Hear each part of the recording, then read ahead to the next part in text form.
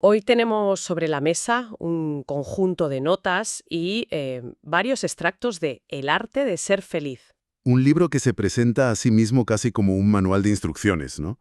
Para desactivar el sufrimiento. Totalmente. La misión que nos hemos propuesto es explorar un poco ese mapa que traza para, bueno, para encontrar un poco de serenidad.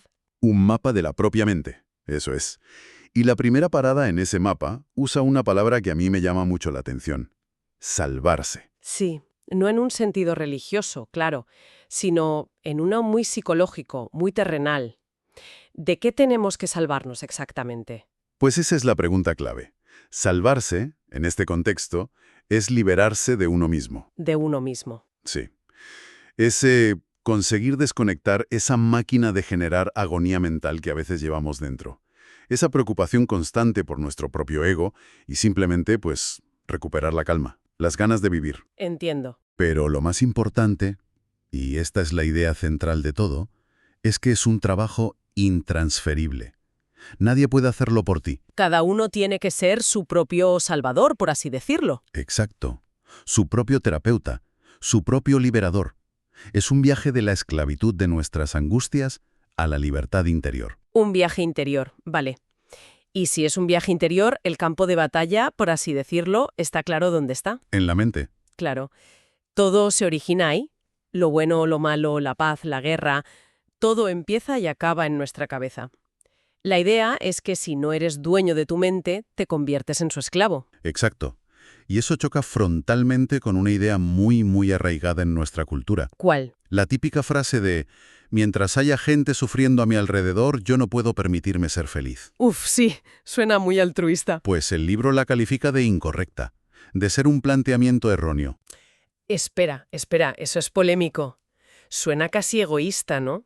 La idea del sacrificio por los demás es un pilar en muchas éticas. Ya, pero la justificación que da es puramente práctica. A ver. Argumenta que intentar hacer felices a los demás cuando uno es profundamente infeliz es, literalmente, tiempo perdido. Es como intentar llenar el vaso de otro con una jarra vacía. No se podría decir mejor. La conclusión es potente. El amor o la ayuda que podemos dar a los demás es directamente proporcional al amor sereno y la aceptación que sentimos por nosotros mismos. O sea, que no es egoísmo, es la condición necesaria para que el altruismo sea eficaz. Eso es, para que no sea una simple proyección de nuestras propias carencias. Vale, visto así tiene mucho más sentido. Primero pones en orden tu casa interior para poder acoger a los demás. Entonces, si el problema y la solución están en la mente, ¿cuál es el primer paso práctico que propone este manual? El primer acto es despertar. Despertar. Sí, se parte de la premisa de que el ser humano sufre fundamentalmente porque está dormido. Dormido. Es una acusación bastante fuerte. Me hace pensar en qué sentido estoy yo dormida en mi día a día. ¿Se refiere a vivir en piloto automático? Se refiere a no ser consciente de cómo fabricamos nuestro propio sufrimiento. Ah, vale. Estar dormido es no darse cuenta de que somos nosotros, aquí y ahora, quienes tomamos un hecho neutro del pasado, una ofensa, un fracaso, y lo mantenemos vivo. Lo regamos con nuestros pensamientos hasta convertirlo en un disgusto presente. Claro, el hecho ya pasó, que de construcción, un camino de sustracción, no de adición. Has dado en el clavo. Esa es la esencia. Y la consecuencia inmediata de ese despertar, de ese darse cuenta, es la capacidad de relativizar. Vale. Relativizar no es quitarle importancia a las cosas ni resignarse, ojo. Es verlas en su justa medida, sin todo el drama que nuestra mente le añade. Es un ejercicio de objetividad. De hecho, se llega a afirmar algo tan contundente como que relativizar significa salvarse. Entiendo la teoría de controlar la mente, de relativizar, pero la realidad es que la vida te pone obstáculos que no son solo mentales, problemas de verdad, inevitables. El libro los llama las piedras del camino. Claro. ¿Qué hacemos con una enfermedad, con la pérdida de un trabajo? ¿No puedes simplemente decidir que no importan? Claro que no. Y la propuesta aquí es una de las más sorprendentes y diría que difíciles. ¿Qué propone? Ante esas piedras inevitables, la reacción natural es la rabia, la resistencia, la lucha. Pues el libro propone justo lo contrario. No resistirse, aceptarlas con calma, Aceptarlas. ¿sí? E incluso con una actitud que describe como casi con dulzura. Con dulzura. Eso suena a ciencia ficción. Aceptar una enfermedad con dulzura. Cuesta mucho imaginar cómo se hace eso en un momento de dolor real. Bueno, la lógica que hay detrás es implacable. Tu rabia, tu cólera, no va a hacer la piedra más pequeña ni más suave. No, claro. Lo único que consigue es herirte a ti. Es como intentar dar puñetazos a una pared de granito. La pared ni se entera, pero tus nudillos acaban destrozados. Ya, entiendo la analogía. La única forma de que la piedra no te haga daño es dejar de luchar contra ella. Y lleva esta idea al extremo más radical, aplicándola a la enfermedad y la muerte. Propone no convertirlas en enemigas, sino dejarlas estar. Si la enfermedad tiene que acompañarte, que lo haga como una hermana y amiga. Tratar a la enfermedad como una hermana es una idea potentísima, pero muy, muy radical. Me da la sensación de que esta dificultad para aceptar las piedras tiene que ver con que nos las tomamos como algo personal, como si el universo tuviera algo en contra nuestra. Exactamente. Has conectado los dos puntos fundamentales. Es ahí donde entra en juego la ilusión del yo, de la que también se habla. Ahí está. El problema no es la piedra, es el yo que se siente atacado por la piedra. El libro distingue entre nuestro ser real, objetivo, y la imagen mental que nos construimos de nosotros. Vale. Y a menudo, esa imagen es una versión ilusoria e inflada. Es un yo idealizado al que nos aferramos con uñas y dientes. El yo de Instagram, por así decirlo, el que es exitoso, feliz, popular. Ese mismo. Una falsificación. El sufrimiento nace del choque constante entre esa imagen idealizada y la realidad, que es mucho más compleja y a menudo, pues, decepcionante. Claro. Cada piedra del camino es una bofetada a ese yo inflado, una prueba de que no somos tan perfectos como nuestra imagen pretende. Por eso nos duele tanto. Aceptar la piedra significa aceptar que nuestra imagen era falsa. Y todo este conflicto interno, esta lucha, tiene que manifestarse de alguna forma. A menudo usamos palabras como angustia o ansiedad casi como sinónimos, pero entiendo que el libro las distingue de forma muy precisa. Sí, y es una distinción muy útil para entender qué nos pasa. La angustia la describe como algo fundamentalmente físico, visceral. El nudo en el estómago. Ese mismo. La opresión en el pecho, ese nudo en la garganta que casi no te deja respirar. Es una contracción del sistema nervioso que te paraliza, te encoge. Lo conozco bien, es una sensación horrible, como si fueras a implosionar. Pues la ansiedad es diferente. Es más psíquica, más cerebral. ¿En qué sentido? Es ese estado de alerta constante, de sobresalto, ese run-run en la cabeza que no para. No te paraliza, sino que te agita, te empuja a la huida, a hacer algo, cualquier cosa, para escapar. O sea que, simplificando mucho, la angustia te encoge, la ansiedad te acelera. Esa es una buena forma de verlo. Y además de estas dos, se mencionan otras aflicciones como la obsesión y la depresión. La descripción de la obsesión es muy gráfica. Dice que es como cohabitar con un ser extraño y molesto del que no podemos librarnos. Uno ocupa en tu propia cabeza. Totalmente. Es una metáfora perfecta.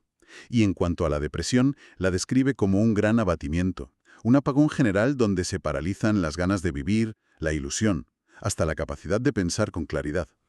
Pero aquí también hace una distinción importante, porque no todas las depresiones son iguales. Habla de dos tipos. ¿Cuáles son?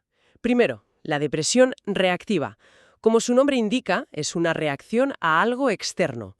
Un fracaso, la pérdida de un ser querido, estrés brutal. Tiene una causa que se puede identificar. Vale. Pero luego está la depresión endógena, que es más desconcertante. Proviene de dentro, de la propia biología, de la estructura celular. Puede aparecer de repente, sin un motivo aparente, en una persona que aparentemente lo tiene todo para ser feliz. Y entender esa diferencia es clave para no culpabilizar a la persona que la sufre. Fundamental. Después de hablar de todos estos enemigos internos, de las piedras, llego a una de las ideas que más me chocan del libro. La afirmación de que podemos muy poco. Sí, es una frase dura. Es que a primera vista suena tremendamente pesimista, casi derrotista. Suena así, pero su intención es la contraria. No es una sentencia pesimista, sino una herramienta para liberarnos de la frustración. ¿Cómo? La idea es que el ser humano es infinito en sueños, pero insignificante en realizaciones. Vivimos con esa brecha enorme entre lo que deseamos ser y hacer, y lo que realmente podemos. Y esa brecha, esa tensión, es la fuente más profunda de sufrimiento. La frustración de no estar a la altura de nuestras propias expectativas. Exacto.